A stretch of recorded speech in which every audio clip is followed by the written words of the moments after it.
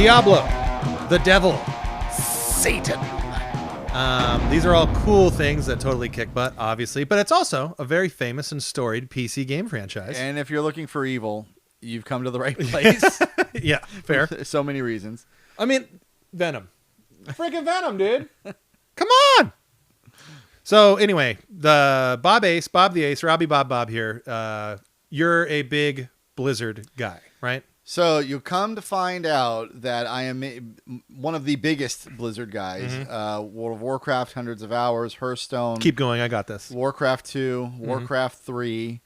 Heroes of the Storm, which almost nobody else played. I played hundreds of hours into that game. That's the MOBA, right? Yeah, Blizzard's utterly failed MOBA. Sure, that. Even Overwatch, I even like shooter games. I don't even like FPSs. I played a whole bunch of Overwatch too.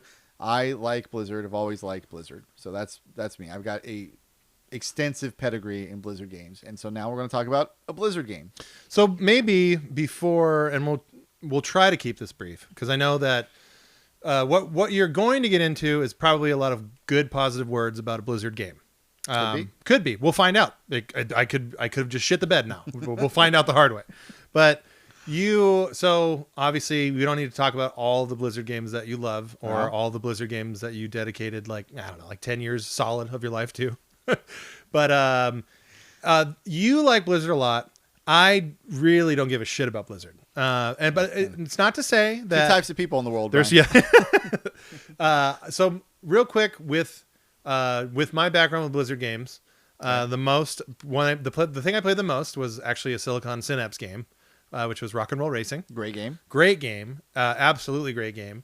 I played the original World of Warcraft for like maybe a total of 30 minutes.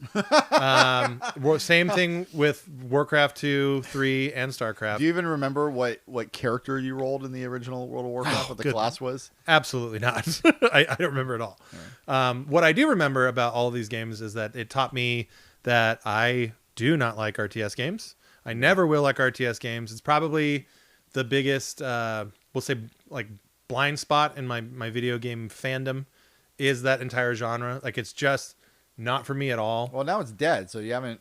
So I haven't missed too much. Yeah, we're fine. We're okay now. But a lot of people love them, and with good reason. Like, they're, I think are responsible for esports, like, period. Like, oh, absolutely. The StarCraft scene. For sure. That's where all that stuff came from.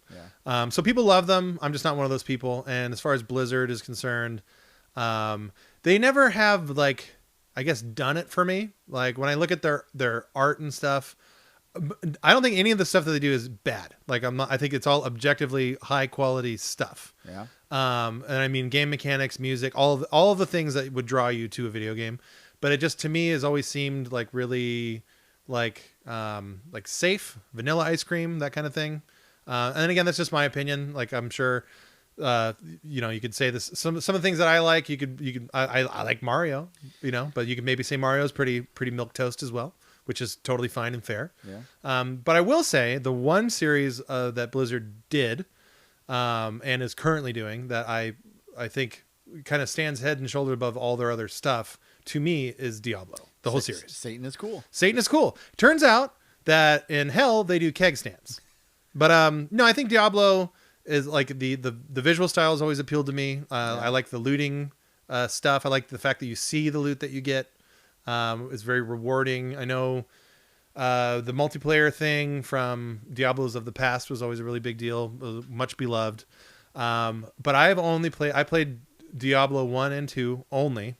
I played Diablo 1 on the original PlayStation, which actually has a really good has a really good co-op mode that's not in any other version. It's like a 2-player simultaneous co-op mode. And then Diablo 2, only a handful of hours kind of a thing. Obviously didn't beat either one, but I would like to one day. We'll see. I'll give it. That's my official stamp. We'll see. There's always time.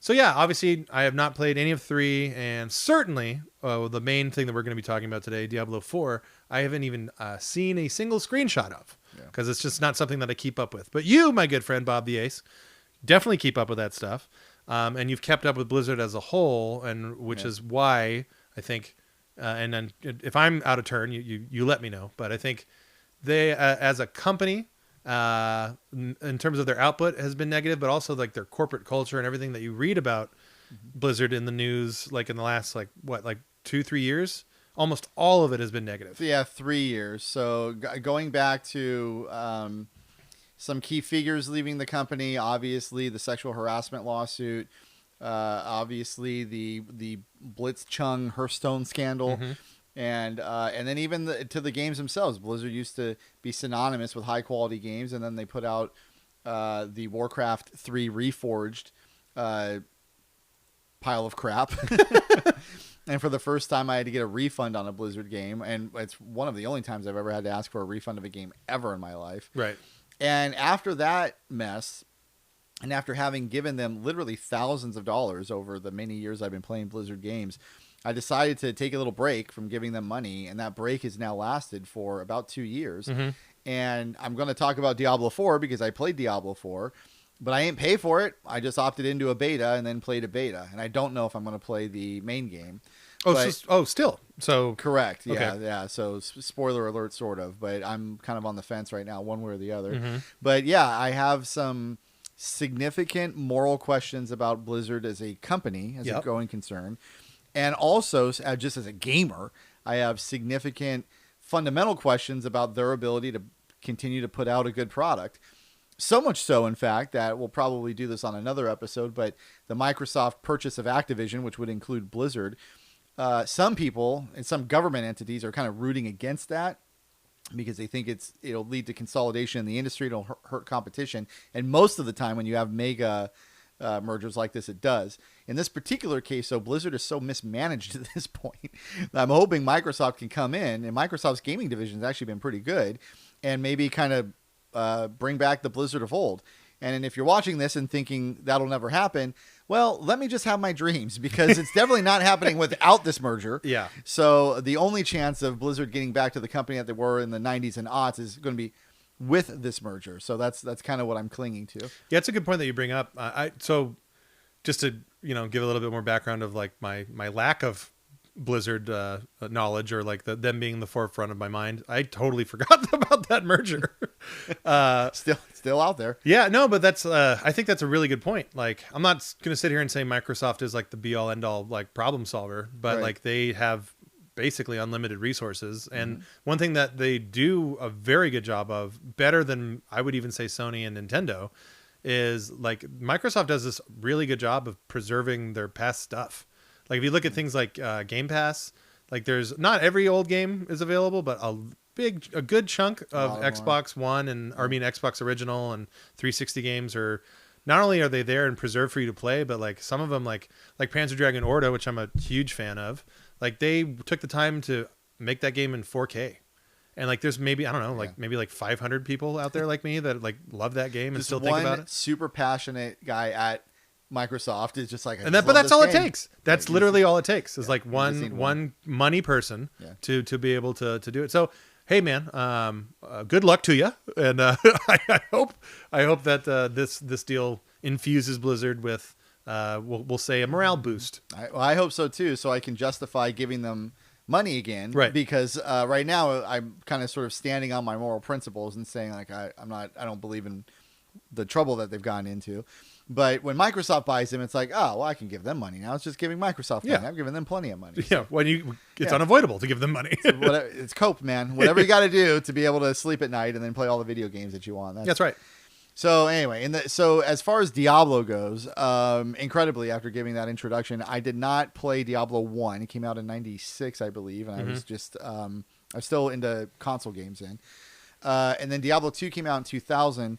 My brother downloaded it illegally. We had a 56K modem. It was like a 2 gigabyte game, which was really big at the time. I think the statute of limitations is up on that. I think we're okay. I think we're okay. I think we're okay. 20 plus years. It didn't happen. All right. Didn't happen. It's fine. It's all legal. It's all above board. Yeah.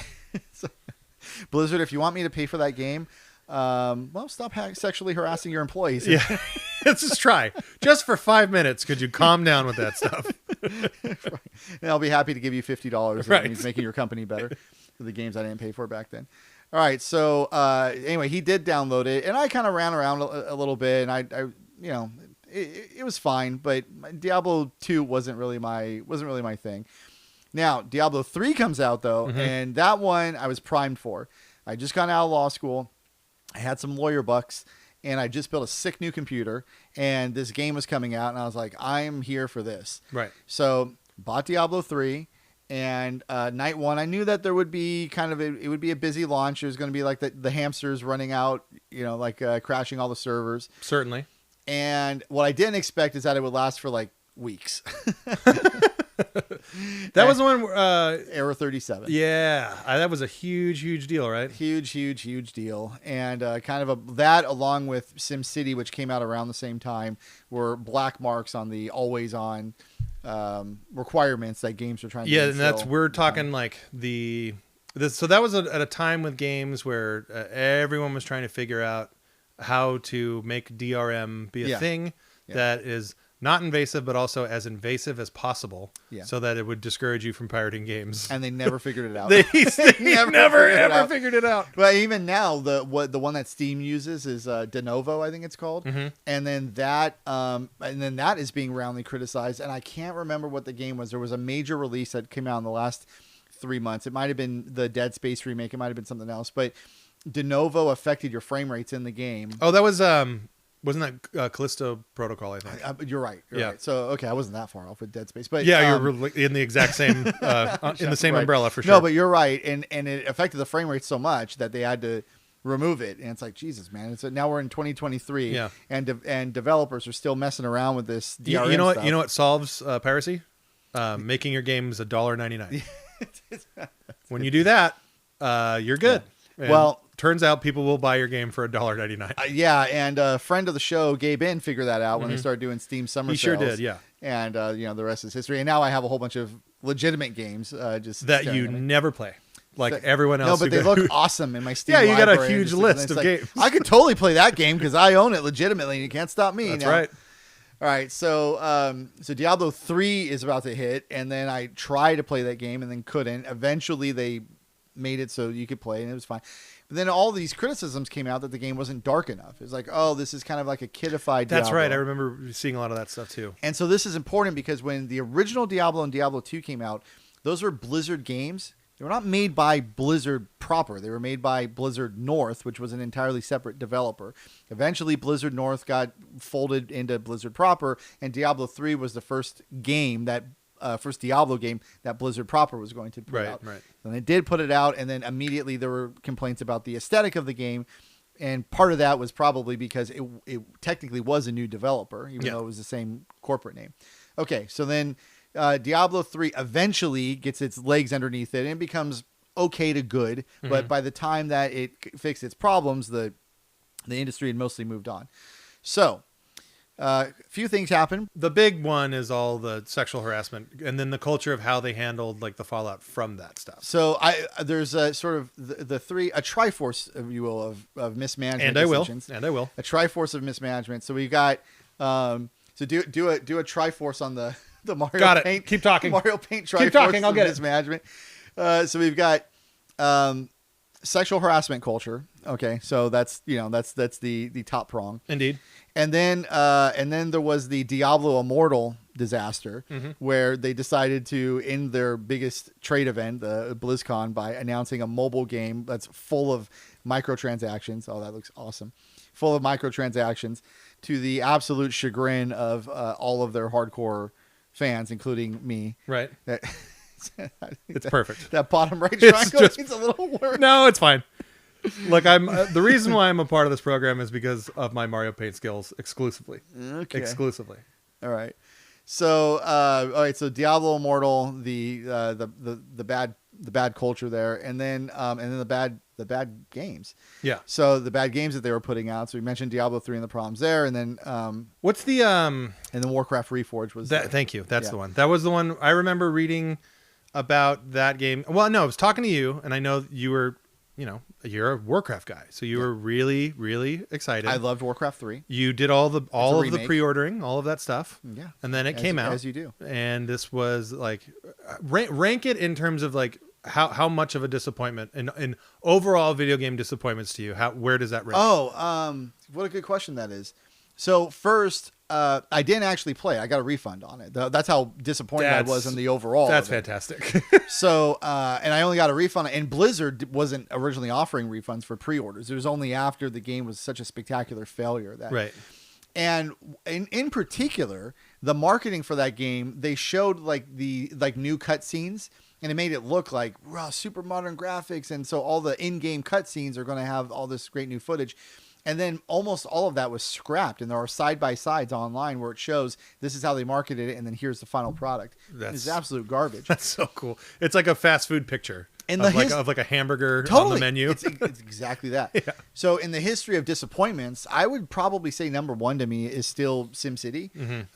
Because the new modern, whatever you want to call it. It's like 20 years old now. 2013. Thank you. There 10 you years ago. Yes. And because that one actually got the aesthetics right, so you felt like really excited, and then you got to the limits of the game, and you're like, "Whoa, wait, where's everything else?" Right. You know, it's like if a game told you you're going on an epic journey, and you go like 2 blocks, and those 2 blocks are amazing, and then like, "Okay, hope you enjoyed yourself," and you're like, "Whoa, I thought we were going for hundreds of miles here." So that'll probably be number one still, and then I would say the Warcraft 3 Reforged. It might be tied for number one. Okay. I get it. All right. So anyway, so Blizzard has all these scandals, right? And then the Blizzchung scandals, like we have to at least mention that to say like Blizzard literally took the side of China and yep. and it's battle with Hong Kong. Do the whole, in case viewers haven't, that they don't know anything about it. Well, give us the Cliff's Notes version of what happened with that. Okay. So it's so scandalous. So Blizzard was hosting a Hearthstone tournament. Yep. And a guy from, I'm not sure if he's actually from Hong Kong, but he's from Southeast Asia. He wins the tournament. He's being interviewed. And 2 things happen at the same time. The interviewers, at the end of the interview, say to him, "Do you have anything else to say?" And then after they say that, they duck under the table like they know some bomb is about to be dropped. Yeah. And then what he says is free Hong Kong, something very pro Hong Kong. Yeah.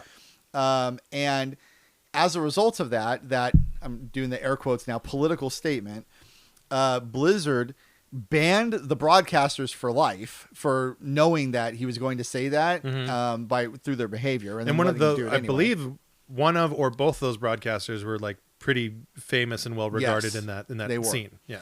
And then the player himself got banned, I think, for a year, and then he got fined also, and then he might have even been stripped of his win. But it was like, by an order of magnitude, the heaviest handed punishment that Blizzard had ever done ever. And so immediately the heroes on the internet rise up to criticize Blizzard for this absolutely draconian behavior.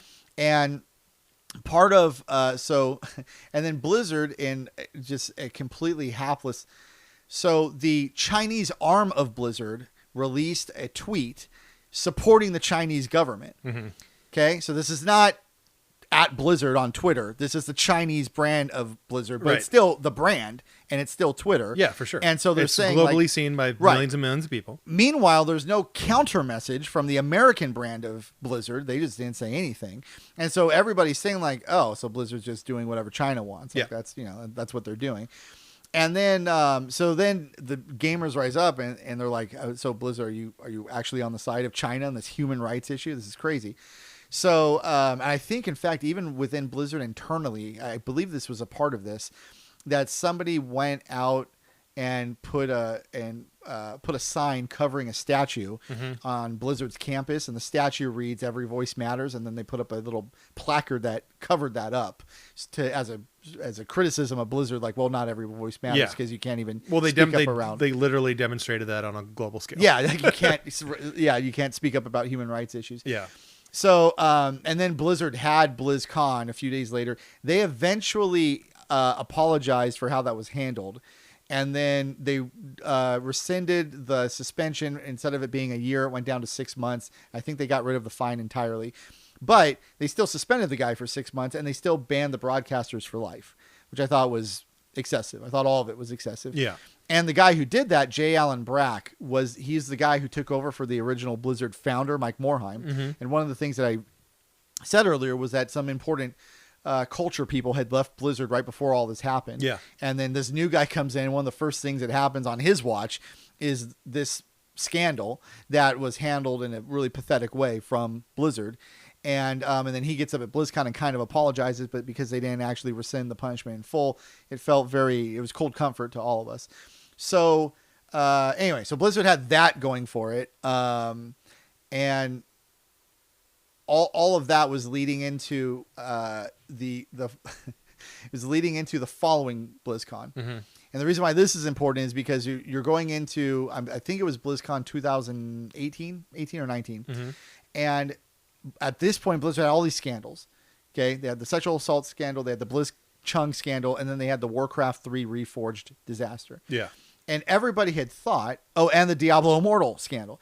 Which is the mobile game. They announced a mobile game and everyone was like, we don't want a mobile game. Full of microtransactions on top of that. Yeah, that was being developed by a company known for microtransactions. I heard this the other day, and so a guy I work with is also a bit of a Blizzard fan, and we were talking about this, and he told me, and tell me if this figure is true or not, but I'd heard in that Immortal game, if you were to like buy up enough stuff to have like a fairly competent build, true. it's thousands of dollars. Yeah. Oh yeah. Yeah. That's so stupid. That's so stupid. And yet people pay. And in I've not been in Asian markets, but I've heard that they're more conditioned to that kind of economic model there. Oh, okay. So maybe it's not a big deal for them, but certainly in the West, it's a big deal. Or maybe it's not because the game still sold a whole bunch. Maybe it's just a big deal bunch. Well, it's maybe a big deal to guys like us. Yeah, who the niche who know about buying a video gamers. game one time, and I've bought the game, and now I'm done buying the game. Yeah, pretty big deal. So anyway, so all of that is sort of prelude to we're going to get to Diablo 4 in a second, but to get to this BlizzCon where, because they had announced the Diablo Immortal, and that was such a tepid release. Yeah. There was such a reaction to the announcement. And then the Blizzard doubled down on sort of defending it. It's like, oh, this was a good idea for us to use this as the major announcement of this BlizzCon. And then everybody hated Blizzard for it. So you just knew that the following BlizzCon, they were going to announce Diablo 4. They had to make everybody forget about what had happened before. Right. And everybody was thinking it better be cool. And it was totally cool. It was awesome. They did a 10-minute cinematic that stands. I just watched it for the first time again recently. It stands the test of time. It is just bad to the bone, man. And it's dark, and it's got, a lot of blood, and I mean and it's just epic. It's fitting of what Diablo is supposed to be. And it's 3 times longer than any other cinematic that they've ever done ever. And they announced it at the next BlizzCon. And then once they did that, everybody was like, what were these scandals again? I just can't. I can't. Where's the line to play Diablo 4? It's funny how those things work out that way. Turns out, people can be motivated by several different things. Okay, so if Diablo 4 was just that cinematic, it would be the best game. The best game that Blizzard's made in 10 years. Definitely. All right, so, but it's not just that. There's an actual game there. I've played the actual game. And allegedly, one of the things that they're doing with this new Diablo 4 is we're going to embrace the darkness now. So what that should mean is like, oh, you're going to see a little bit more blood, a little bit more gore, a little bit more stuff. And there is definitely that there. So now I'm going to start talking about the gameplay proper.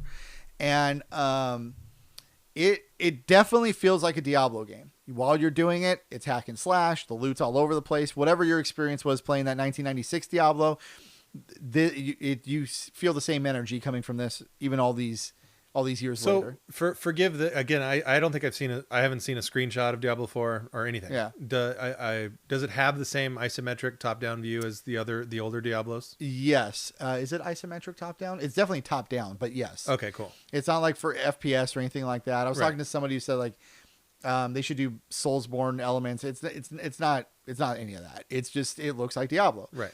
It's polished. It's graphically more impressive than any other Diablo game. But if you were just to look at it, it doesn't feel like 10 years have gone between Diablo 3 and Diablo 4. 10 years is a long time in video game development. Oh yeah. And so it looks like a better Diablo 3, but not like in revolutionarily better Diablo 3. Yeah. Okay. So I made a druid character. I played for about 15 hours. I got up to level 21, I believe. And real quick, how long was the beta term that you got to do? 1 weekend. 1 weekend. So I had to bang all this out. You power cranked over a whole weekend. Technically, I think it went through Monday, but I had to work on Monday. So anyway, so Friday through Sunday, basically, I was playing. And I did get about 15 hours in during that time. Mm-hmm. And it was coolish. Yeah. It's fun to play. Mm-hmm. So I guess you should use that as the top line. The game is fun to play, but it has kind of fits and starts. You do get sort of frustrated at times. In the game, there's a certain momentum that builds up Mm-hmm. to it. When you're playing the game, you're killing stuff, but that can almost get boring at certain points. Because it's so robotic, just casting the spells, and most of the mobs don't actually pose much of a challenge to you. So the game counts on the hooks of the progression Mm-hmm. the progression of the story, the progression of your itemization while you're building out your character, and then the boss fights. Got it. And all three of those things are good. Once you get going and you kind of see the items that you're getting, and you're getting like, epic loot and then legendary loot and all that stuff, it's like, oh man, I can, or this item is 15% better than this other item. And then you start to kind of feed into that. It's like, okay, I can play a little bit longer and get even more items for my character. Right. So that ends up becoming fun. You just watch your character get more powerful. There's nothing wrong with that. The boss fights are pretty epic. They've made those bosses difficult. Some of the fights I clocked in at about 5 to 10 minutes to do a single boss fight. So going off of older Diablo, is that in the same ballpark? Like, would you have epic boss fights in those older Diablo games? I don't think so. Okay. And I don't think it. I don't remember it being the same way. Now there are legendary stories of when Diablo 3 was first released. Mm-hmm. Its hardest difficulty was like mega hard. And as far as I know, there's only one individual, shout out Kriparian, who was ever able to actually defeat Diablo on the hardest difficulty before they had to nerf it to make it easier than everyone else. Make it somewhat surmountable. Yeah, in Diablo 3. I mean, Yeah. that's what I'm talking about, Diablo 3. So, I don't want to say, I'm just not qualified to know, because by the time I played the game, A, I wasn't playing on the hardest difficulty, and B, they had already done a bunch of nerfs and patches and things like that, because I couldn't play when the game was first released, and then I gave up on it for a while. So, it could have been that way, but it's definitely there in Diablo 4. Those boss fights they're epic. Got it. Okay, so playing all of that is cool. The graphics are cool, and I have a screenshot for you that I want you to put in the episode of you're on some quest, and if I remember right, it's like some woman is looking for her husband, and then when you finally find him, he's dead and flayed, and they just show him as like a pile of skin basically, who's like strung up, upside down. So that sounds like Clive Barker stuff. Yeah. So that was cool. Yeah. So when I saw that, I was like, oh yeah, look at all this blood and exposed muscle. Yeah, cool. Sinew. Yeah. Nice. This is great. So, all right. So anyway, so they did kind of embrace the darkness that way. Now it's not like so disturbing that it's like gory the way that a horror movie would be, but it's there. Is this how you spell sinew? So, yes, it is. Nice. Got him. Okay, let me see what my next note here. Oh yeah, very polished. So I didn't have any bugs at all. Some people online were complaining about bugs and lag and things like that. My experience, at least. The game's coming out in less than 2 months, so I kind of expected it to look pretty finalized. It absolutely was. So nothing weird happening. You hear about games like, as we're recording this, The Last of Us on PC has come out, and like that's a complete train wreck, and there's all these bugs, all this weird stuff with shaders and textures and all that. The Diablo game had none of that. It was smooth. I didn't get kicked out of it once. Even the queue times were pretty good. Which I think, all of these things all these positive things you're levying, like, I'm actually, as an outside observer, like this is surprising to me, because I would have figured with Blizzard's track record, like now they have like all the reasons in the world to just kind of phone things in. Mm-hmm. And the fact that they're not is good. That's boding well. Yeah. Well, if you care about the branding, and a lot of the guys who are at Diablo now, this is their first Diablo. It's not like they've been there for 30 years. Yeah. So it's a legacy project for a lot of people. Mm-hmm. And the one guy, who I think is still the head of the Diablo brand, was completely humiliated when he stood up in front of all the Diablo gamers and then condescendingly asked them, "Don't you guys have phones?"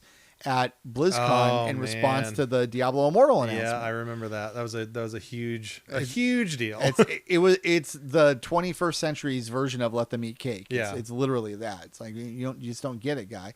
So he is still in charge of Blizzard's Diablo brand, and so you might imagine that he wants a good Diablo 4, so that the first line on his obituary isn't the "Don't you guys have phones?" Don't you have phones? line. It's like something else.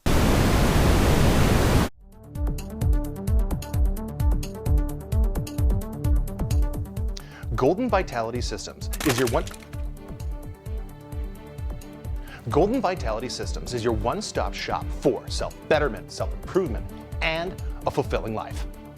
Forget about what you heard. I'm just here to help. Golden Vitality Systems is a catch-all net that will provide the safety and guidance you are looking for in your life. What have you heard? I don't know. Please tell me. Why do you hate yourself? I certainly don't hate you. You may have heard family members or friends talk about some shadowy cabal where they're doing unspeakable things. Well, it's all true, and the only way to stop it is the Golden Vitality System. Friends, donations aren't limited to just money. You can give me a place to stay. I need it.